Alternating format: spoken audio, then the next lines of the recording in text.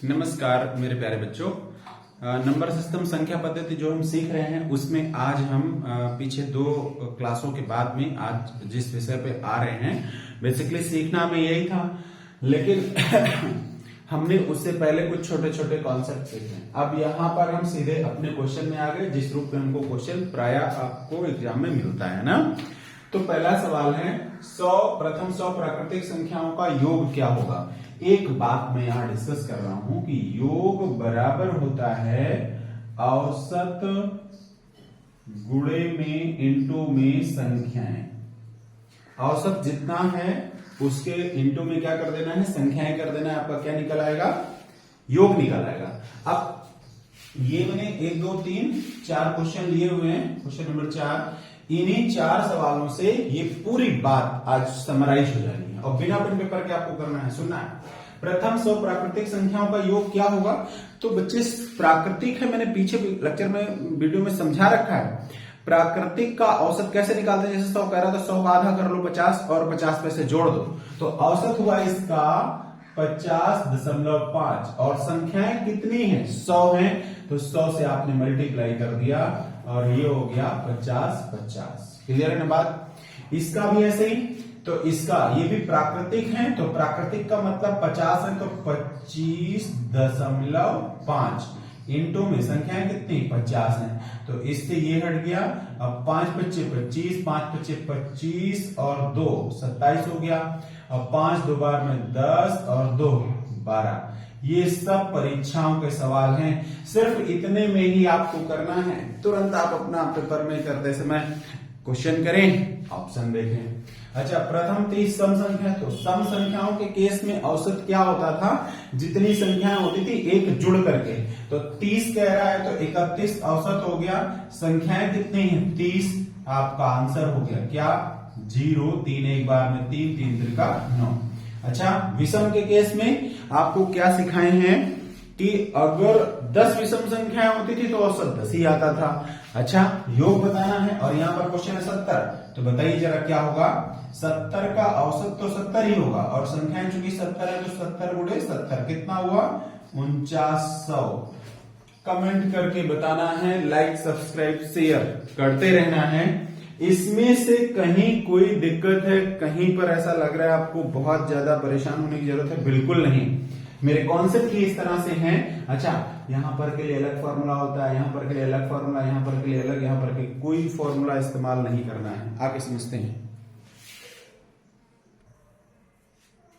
देख, एक सवाल है, कह रहा है 2 और 3 के प्रथम 20 गुणजों का। बच्चों, प्राकृतिक संख्याओं के लिए आपने सीख लिया, ठीक है। सम संख्याओं के लिए आपने सीख लिया, विषम संख्याओं के लिए भी आपने सीख लिया, और अब बारी आती है इसके आगे। तो समझना है 2 और 3 के प्रथम 20 गुणज कह रहा है।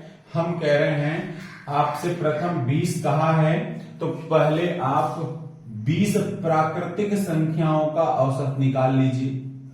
जितने गुणज के हैं पहले उनका उतनी प्राकृतिक संख्याओं का औसत निकाल लेना है, बिल्कुल मौखिक कराने वाला हूं। अब बताइए 20 प्राकृतिक संख्याओं का औसत निकालना तो आसान है, क्या निकालते थे 20 का आधा 10.5 0.5 50 पैसे आप जोड़ देते, क्लियर है बात, ये औसत निकाला। अच्छा, ये 20 का नहीं, हमें चाहिए 2 और 3 के, तो 2 और 3 का एलसीएम ले लीजिए, अथवा ऐसे समझिए कि जो संख्याएं जैसे 2 और 3 है तो आपस में सह अभाज्य संख्याएं हैं, तो इन दोनों के गुणनफल को देखिए क्या होगा। 2 और 3 का गुणनफल कितना होगा 6। इस औसत में इसी 6 से आप गुणा कर दीजिए, बस सवाल हो गया। 6 पंचे 30, 6 एक बार में 6, तो औसत क्या हो गया 63। कोई समस्या नहीं है।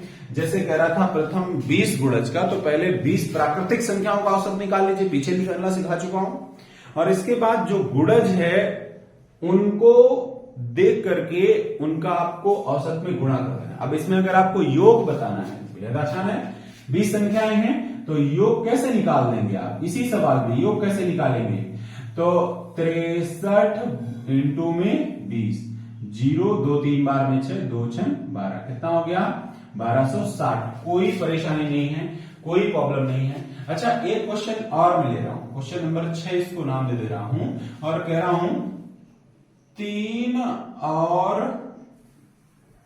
5 के प्रथम 40 गुणजों का योग औसत।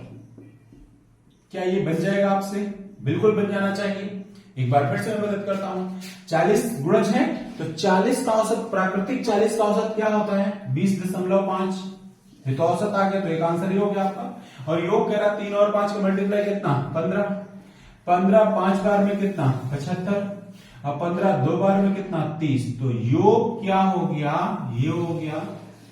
और औसत क्या हो गया? ये हो गया। क्लियर है ना बात? अब एक क्वेश्चन इसमें से मैं आपको दे रहा हूं, इसको आपको स्वयं से करके मुझे कमेंट बॉक्स में आंसर करना है। मैं क्या कह रहा हूं?